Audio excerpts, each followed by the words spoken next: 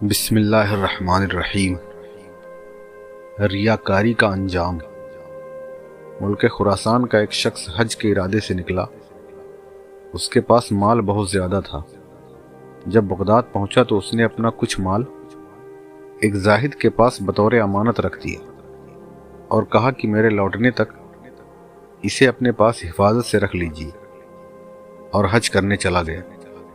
جب حج سے واپس لوٹا تو اس زاہد کا انتقال ہو چکا تھا۔ اس شخص نے زاہد کے رشتہ داروں سے دریافت کیا کہ کیا وہ کسی کے مال کے تعلق سے کچھ وصیت کر گیا ہے؟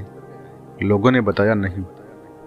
اس نے کچھ علماء سے دریافت کیا کہ آخر وہ اپنا مال کس طرح حاصل کرے، تو علماء نے بتایا کہ تو مکہ واپس جا اور چاہے زمزم کے کنارے کھڑے ہو کر اس آدمی کا نام لے کر پکارنا، کیونکہ دنیا سے جانے والے تمام مسلمانوں کی روحیں اسی میں رہتی ہیں۔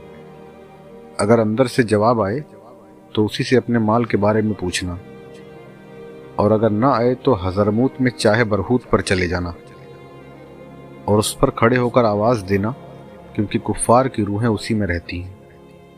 چنانچہ وہ آدمی مکہ گیا اور چاہے زمزم کے کنارے کھڑے ہو کر اس آدمی کے نام سے آواز لگائی، مگر کوئی جواب نہیں آیا۔ پھر حضرموت گیا اور چاہے برہوت پر اس آدمی کا نام لے کر پکارا تو اندر سے جواب آیا، کیا بات ہے؟ اس شخص نے کہا کہ میرا مال کہاں ہے؟ آواز آئی، فلاں جگہ ہے، میرے بچوں کے پاس جا کر انہیں بتانا، وہ نکال کر دے دیں گے۔